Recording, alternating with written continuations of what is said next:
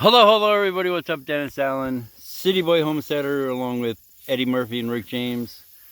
Today is September 11th, 2025, and I guess Ricky, I'm talking. For many years I've been kind of recounting my day of September 11th.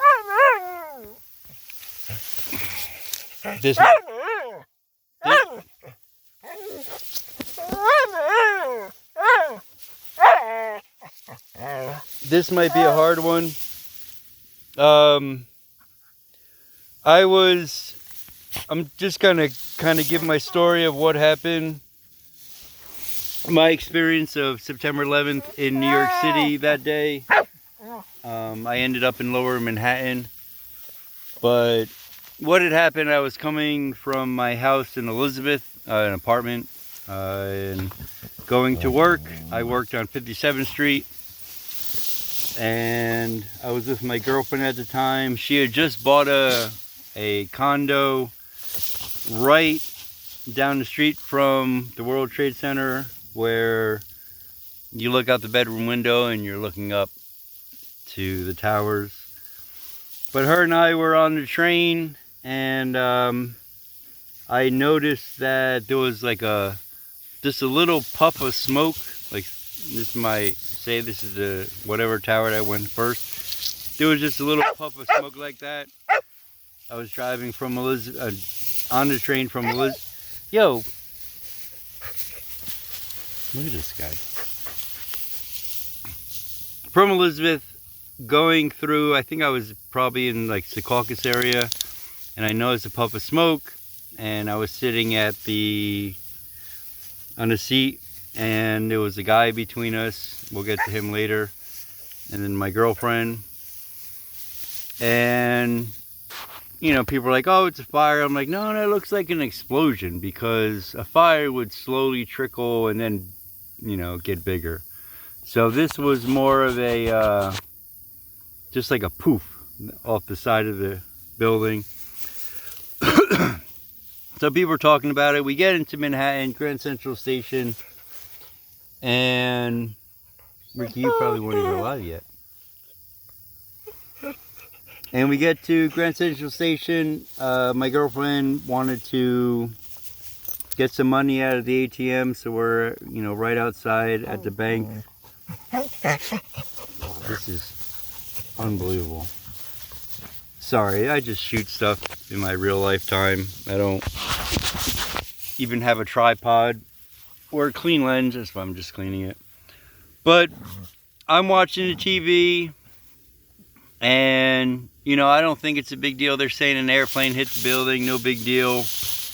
And I guess the plane flew right over me, hit the second building, and I'm seeing it on the news. And you know, for one airplane, they are crazy. One airplane that hit the building, not a big deal. I remember back in the day, a Yankee player hit, I don't know if it was the Empire State Building or the World Trade Center or another building, but planes crash all the time into buildings.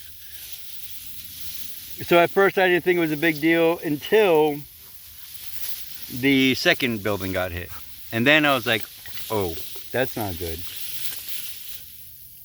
So I didn't want to leave my girlfriend. Oh, this is ridiculous. I should be more professional.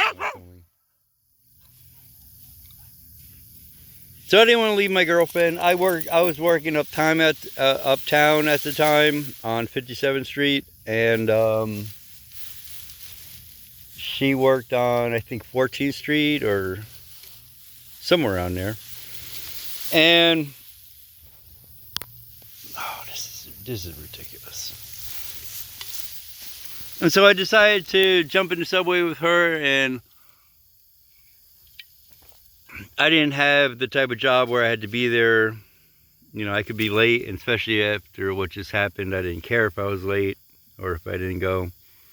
But I went downtown with her, jumped in the subway, halfway there or so, the subway stopped and kicked everybody out because they stopped all the trains. So we get out and we're walking to her office building. And one of the biggest things people were saying on the street was that there was anthrax in the planes. So now we're like, oh, this is not good. So I decided the best thing to do, since the trains weren't running and we were pretty far from Penn Station to get back to Elizabeth, was to go into her building. So we walked downtown further, got into her building, and from her office, she was high up there. We watched the, I guess the building's burning. Went into our office. We heard screaming and yelling and crying, and we came out and the first building had fallen. After that, we're watching and, still like in awe and shock, like, what do we do? What's going on with this world, with this event? And, you see things, falling out of the building. Later you realize that there were people jumping because, I'd do it too. I'd rather be, splatted on the sidewalk than burned alive by an intense fire. But the second building, I saw collapse, pretty close. We were high up and, seeing all the glass shattering and the building kind of like squish out. I'm not going to say that I could see that it was a demolition or anything, but I did see the second building falling. After that, we decided, like, let's get the heck out of here. Her condo that she bought she didn't close on it yet, so we decided to go back to Elizabeth. We walked from downtown back up to 34th Street to 32nd, between there. It's a couple blocks. We walked, everything was shut down, all the streets, just fire trucks and police were going downtown. And get to Penn Station, F-16s or whatever airplanes are flying above, buzzing Manhattan, which you never saw. So that was pretty scary. And we're sitting there like, maybe a block away from the entrance, and it's just wall-to-wall people. Very scary. I was sitting there thinking, because at this time we knew that other planes had crashed or whatever. And I'm thinking to myself, I probably said to her too, that, wow, this would be another great place for a terrorist to blow up. Going through the train tunnels from New York to New Jersey, blow up a tunnel, flood everything, kill more people. So it was pretty scary. We were on actually like the first train getting out of Manhattan. Obviously it didn't blow up, or you would have heard about that.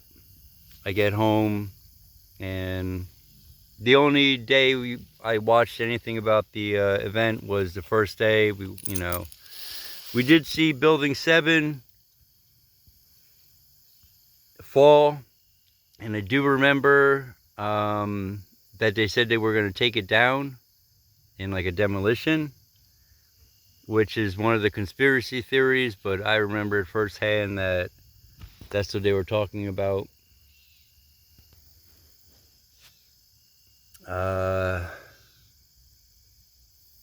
Yeah, it was a horrible day. After that, I didn't watch any news of it. I didn't want to see it. I went to work the next day, and I worked for Verizon Wireless, a cell phone company, so all we did was just box up phones, free phones for, whoever needed them downtown, and we just shipped them down there. We'd take runs downtown and drop off like a case of phones for them, all activated and everything. Kind of like, for the emergency workers.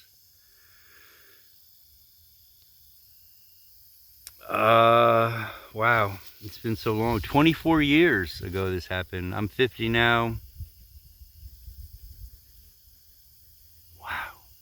Life is long and life is full of, I want to say adventure, because that was not an adventurous day, but life is full of just everything you can imagine.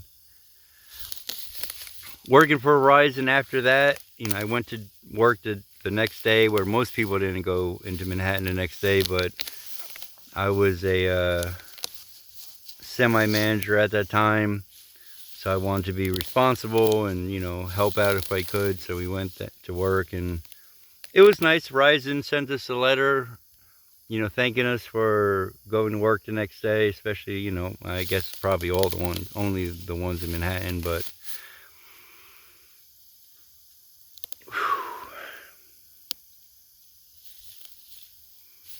yeah, after that,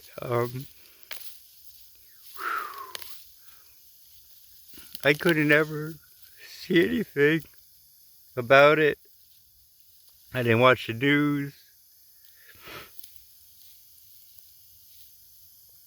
I remember all the people that would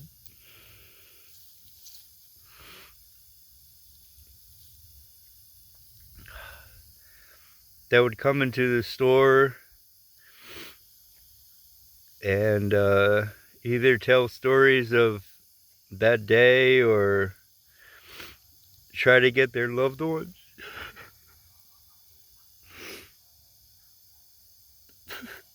All these years, I still can't tell the story.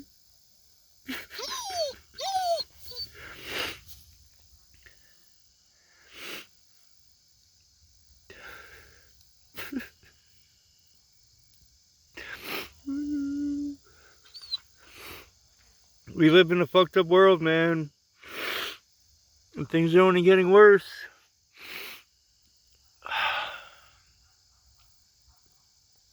Yeah, one lady, one of my customers, she was in charge of the death certificates. One customer of mine, he survived somehow. He saw his whole fucking office building just eliminated. Somehow he survived. One lady, she was in, I don't know what building, but it's a pretty famous picture where, she showed me pictures, that's why I know it, but where a chunk of the building was knocked out from the building, and that was her office there. But luckily she left before it happened, or she would have been dead. Growing up in Elizabeth, was kind of the hood, so I didn't know anybody really. I didn't know anybody. Like, I don't have a single person that I knew that died in there, unless I do, and I never realized it, but so many people died. The one lady was, she worked for the city that had to deal with all the death certificates afterwards, and at first, people coming in to cancel accounts because their family had passed, and being in management, I would just like cancel it without a termination fee, and I didn't care. And then it became company policy, like, just do it. Like, if someone's that much of a scumbag.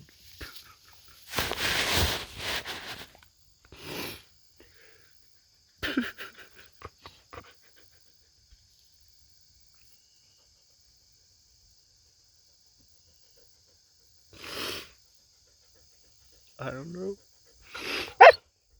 Ricky.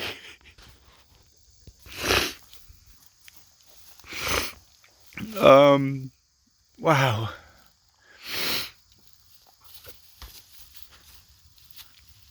I don't know. I keep hearing of all the conspiracy theories, and I've been out to the Pennsylvania site where that one plane crashed, and I remember that, on the news that day that it was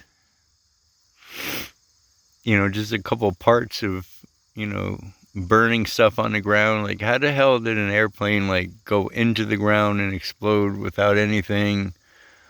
The Pentagon thing, I mean, I didn't think anything was fishy the day of, but looking at it afterwards, something definitely fishy happened, because you can't stick a big airplane in that little hole without even burning the sides of the walls. But anyway, it's not about that.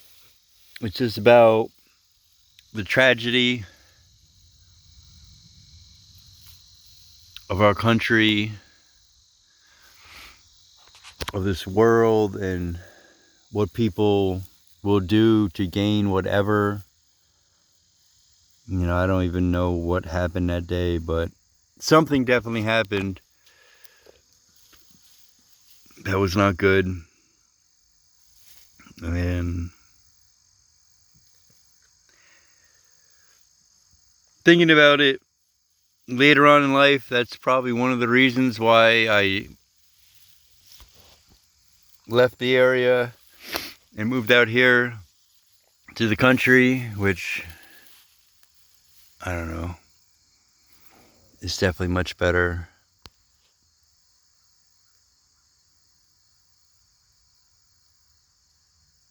And more peaceful.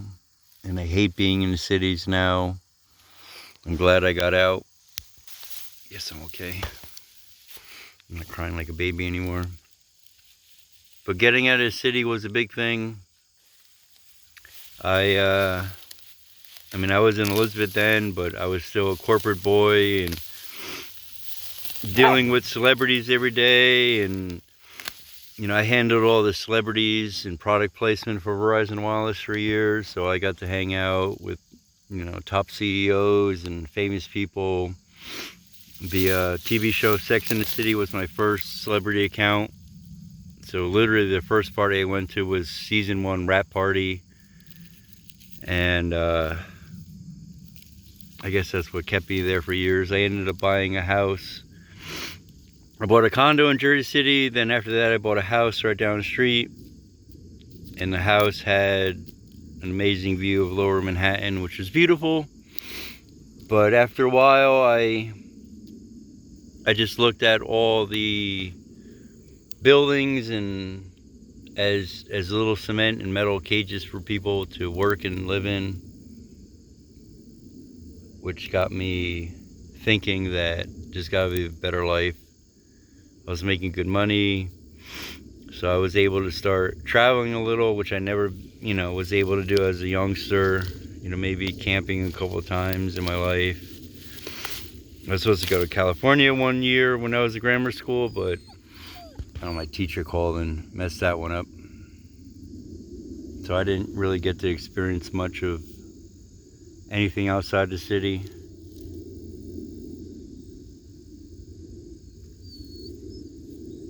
Yeah, I gave it up. I quit my job. I literally, and this is after I left Manhattan and I worked in a call center. We called it early retirement because I was still making a lot of money. And I wasn't doing much. I was just sitting in the corporate office building. But I couldn't do it anymore. I quit. I figured,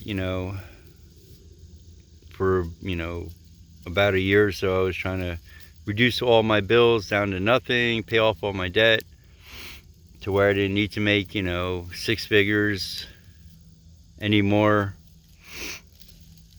And I did it. I quit.